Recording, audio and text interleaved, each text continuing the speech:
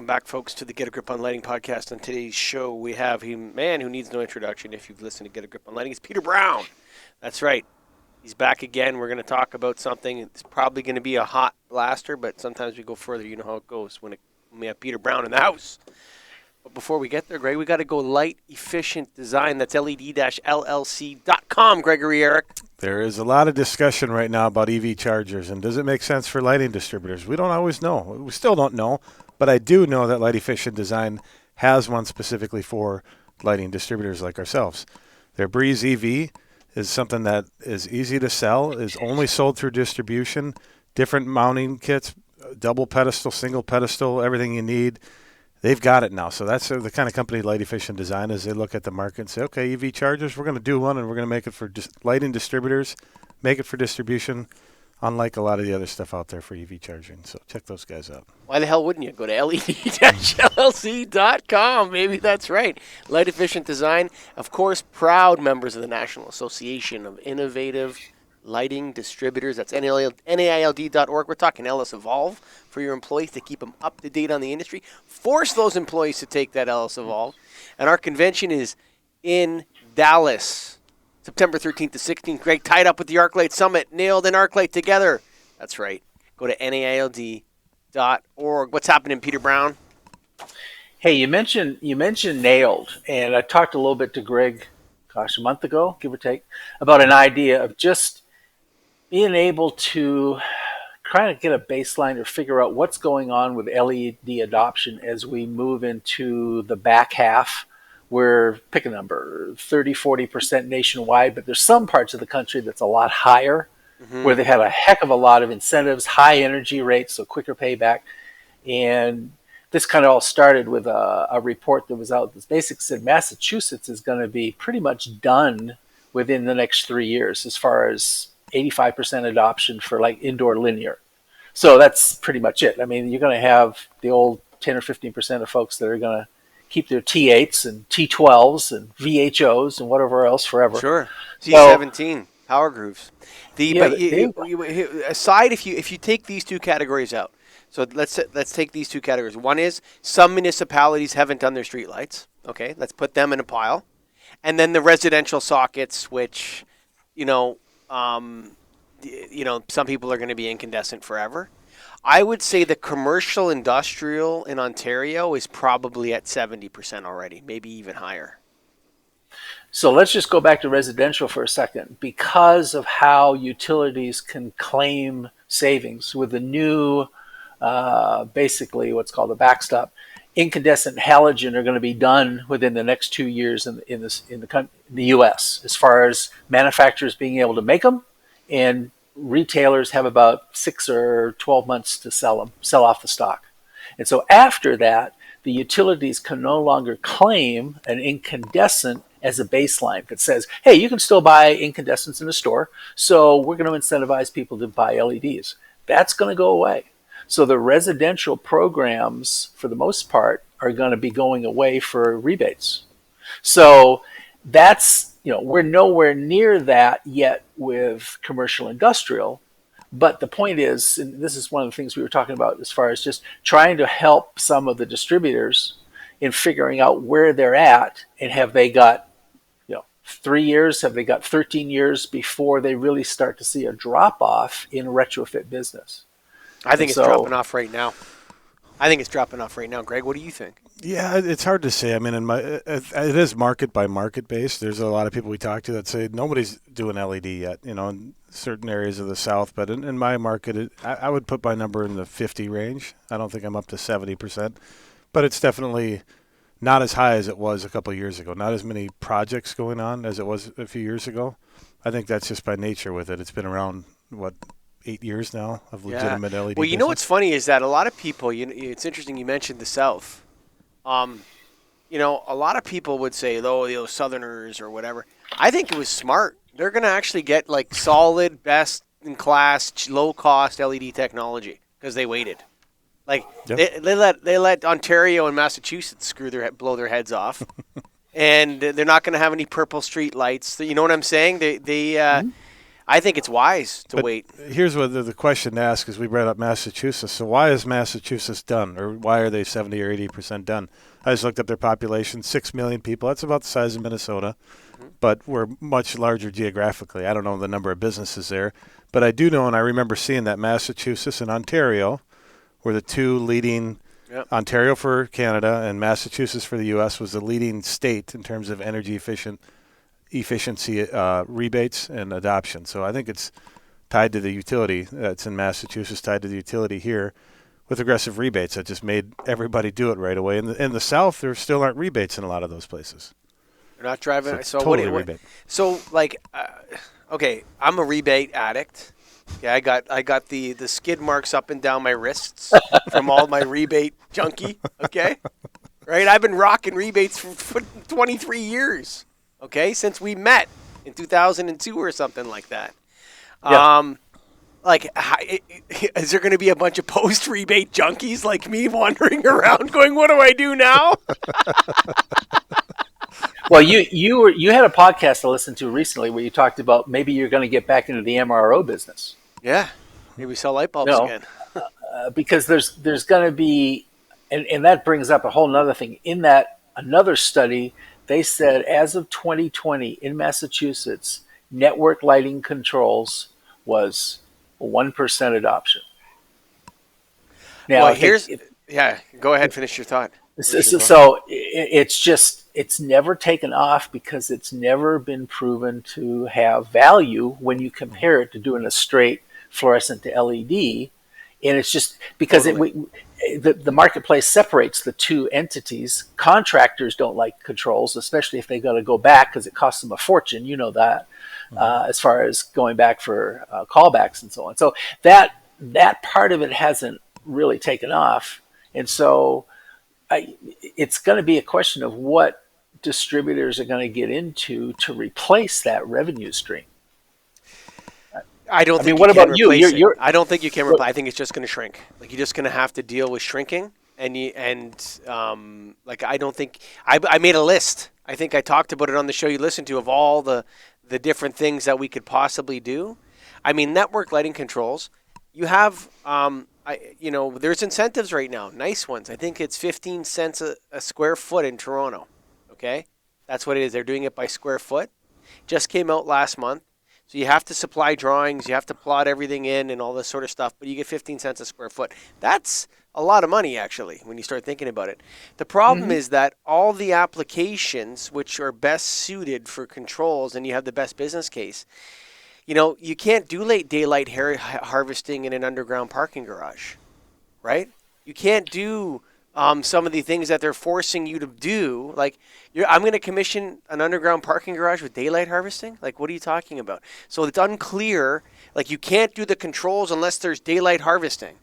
Well, parking garages are by far the best. A small parking garage in a condo with 100 units is an awesome place to use network lighting controls. But are you allowed to do it without the harvesting? I mean, like, why would you even put that in there? It doesn't make any sense. stakeholders. What it's going to be, go ahead. though, for lighting distributors and people like us is, the business is going to be fixing issues, fixing mistakes, and, and controls maybe can play into that. You mean like people screw up the deployment of the controls and you come in and fix it? Oh, God. Or they don't have it now and maybe it fixes it. I don't know. Yeah. If you go, we're talking about MRO. If you go into a Lowe's right now, you can find a whole series of a brand product. I'm not going to say who it is, but they're showing their incandescent line at 7,500 hours. Now they're dirt cheap, but if you figure for residential 3 hours per day, 365, that's 1,000 hours per year. So in 7.5 years, that sucker's going to burn out. So they're increasing their replacement business by dropping the hours. Oh, so no, you're saying an LED bulb is 7,500 hours. Yeah. Right. Yeah. Yes. Yeah. Of course. Come on, man. So instead of now Energy Star and everything is like 15,000 hours and up. So it doesn't apply for a rebate, but they don't care. They just want to get it out there so that in 7 years you're going to have to go buy another one. Peter. Okay. the lifetime in the lighting industry has always been a scam from day one, dude. It's been a scam from day one. Do you remember? I think it was you were a supplier when I had, I'm not going to say the name, but all the T5HOs have the mercury starvation. They all went pink. Remember that? All the Yep. T5HOs were going pink. And then I got an email from the manufacturer saying, we have a 50,000 hour T5. They said, make one that lasts 25,000 hours first, Peter Brown, before you start talking about this 50,000 hour T5. It's always been a lie, the life. Always. And now it's a lie again. I hate to say it. But it's Um, interesting that they're doing that to come in because they realize that people just have a very short term memory, and they're trying to sell to contractors and so on that are just they put it in, it works, that's fine, they're done. I have one more question for you. And I think we'll because I think we covered the topic, right? We're all screwed. That's basically what it is.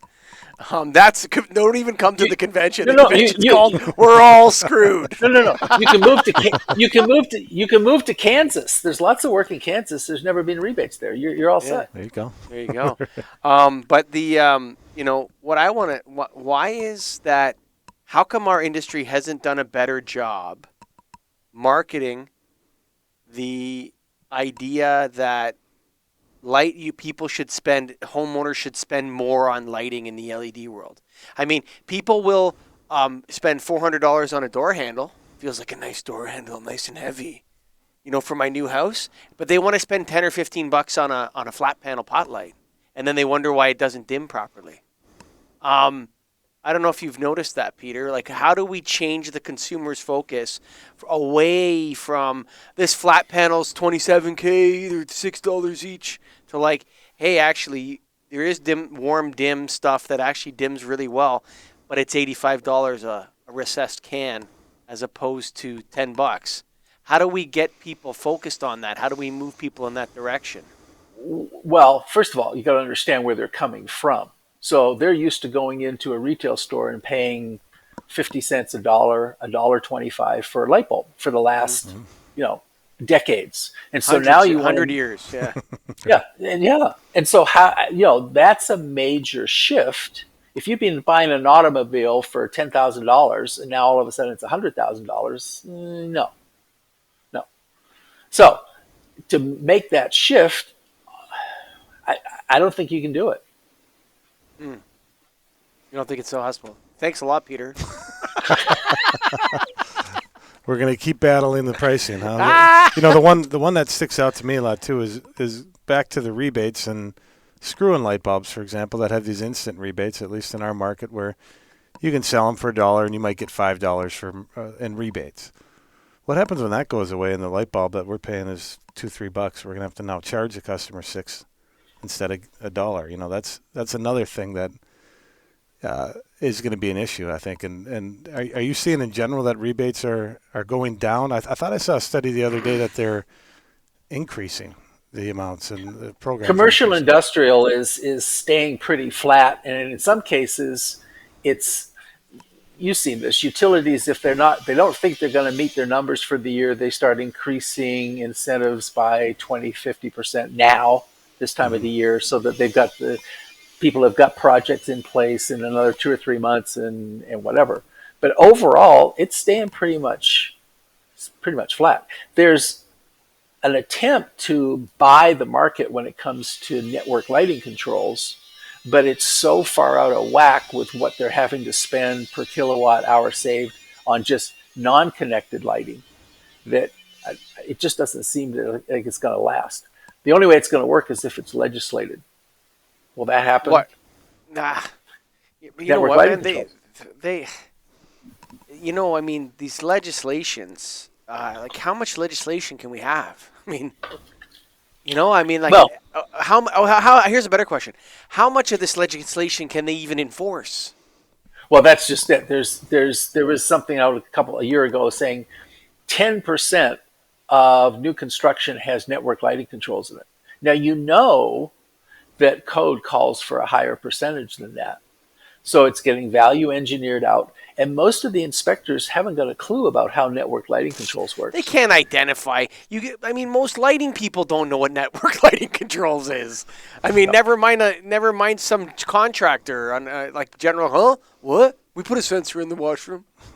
You know what I'm saying? Like, what are you talking about? Yeah. I mean, it's too complicated. And if you're at 70% in Ontario, the last 30% are not going to be looking to put in network lighting controls. You're going to have a hard enough time just getting them to convert over to LED. Yeah, seriously. So. Yeah, tell me about it. I mean, and I mean some of the leads we're coming up with now. It's the weirdest stuff. Like all the leftover weird fixtures, like pool fixtures that are corrosion proof. Like that's a tough retrofit with CDM metal halide in it or whatever. It's a tough retrofit. Greg, any final thoughts for Mr. Brown? I think you bring up a good point. It might be some weirder stuff that's going, not as easy as it used to be. We get that. I think that's kind of where lighting's at, but then that just makes your knowledge that much more applicable and have the ability to make more money potentially on these projects, right? They might be smaller and weirder, but maybe more profit to it because not everybody less likely to close. True. But you know what ended up happening on that? I just sold them a whole bunch of CDM halides and told them, look, that works too. You can't get that level of intensity out of that small of a cavity from LED. Right. You can't get it. And CDM halide or some of these, this is why they talk about blanket bans for mercury and incandescence and all this sort of stuff. It's like, why don't you just pick 10 bulbs and that'll be 95% of it? Exactly. You know what I mean? Yep. Like why do people have to exempt? Why don't you just target the F32 T8? Done. Out of service.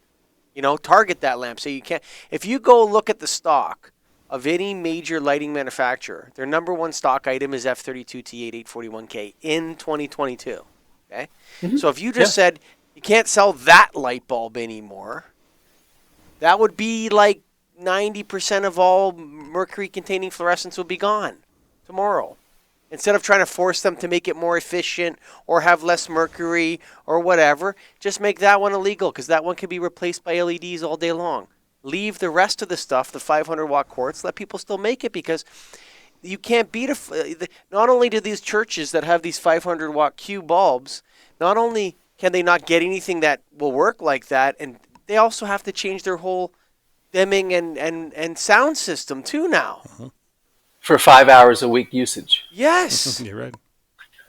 Yeah. Like it's like you don't know what you're talking about, government. You have no idea. Just ban it all.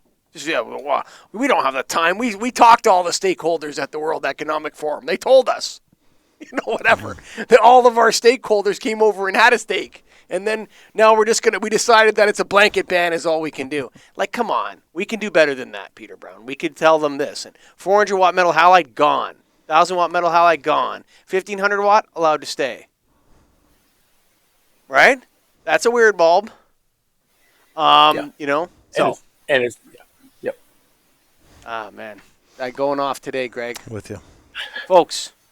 We're going to kick Peter Brown out of here. He's gone. Light efficient design, folks. That's right. The breeze. I feel a breeze, Greg Ehrich, coming at me. That might be what you need right now because you talked about where the lighting sales. Maybe this is it. You know what? I love the move Light efficient design made. When Doug sent me the cut sheet and the pricing, and he's like, look, we're going to back distribution on it, unlike the competitors. We're going to work with distribution.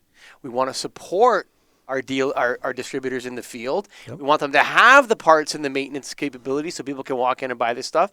I think Doug might be on to something, folks, and the good folks down at led-llc.com. I know for sure you can find their Breeze EV chargers somewhere on that website, but they have a whole bunch of other cool and amazing products there too.